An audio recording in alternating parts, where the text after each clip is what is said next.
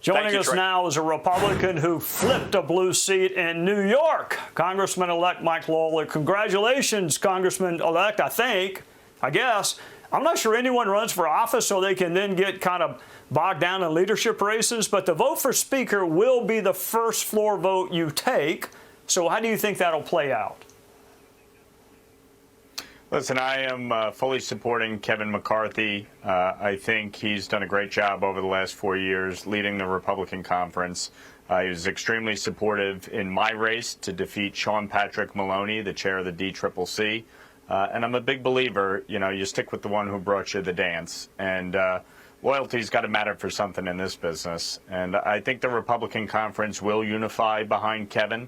As they should. And I think come January 3rd, he will have the requisite number of votes to lead the House and set forth the agenda that many of us ran on. The commitment to America focused on obviously making the United States and all of our communities more affordable, giving parents a say in their children's education, securing our border, securing our freedoms. Those are the ideals and the values that got us elected, and I'm looking forward to getting to work come January to implement that agenda. All right, Congressman-elect, you didn't just beat a Democrat, you beat the Democrat. You beat the Democrat who was in charge of getting Democrats elected. So tell us how you flipped that seat. Tell us about your district, what your constituents are most interested in the new year. Well, look, I focused exclusively on inflation, crime, education, and those were the issues that, my constituents cared about.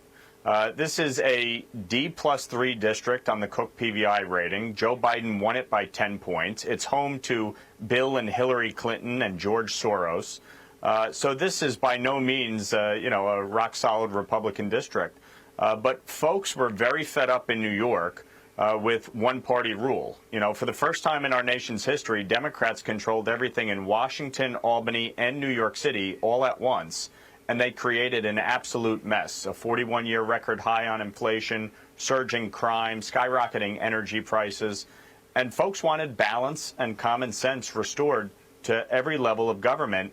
And in New York, we did see a bit of a red wave, and I think voters wanted to send a message, and they did that. All right, Congressman-elect, it took me the better part of the weekend, but I did do the math, and it looks like McCarthy got 85% of the vote. Math is not my strong suit. 85 is overwhelming. But if he doesn't get to 218 on the House floor, his detractors, those who say they'll never vote for him, what's the backup plan? To go back and have another primary, another conference vote? What is the plan for people who say they can't vote for him? Well, I don't, respectfully, I don't think they have one. Kevin has the overwhelming support of the conference. We sat through our leadership elections. Everybody had the opportunity to have their voices heard. And he has the overwhelming support of the conference.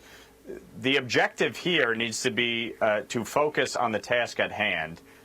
Kevin McCarthy is not the enemy. The enemy here is one-party rule. The enemy is the woke progressive policies that have created an absolute mess in our country.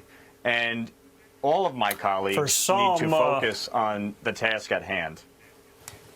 For some, anonymity is the enemy, but not you. Thank you, Congressman-elect. Look forward to seeing your service in the Congress in the new year. Hey, Sean Hannity here. Hey, click here to subscribe to Fox News YouTube page and catch our hottest interviews and most compelling analysis. You will not get it anywhere else.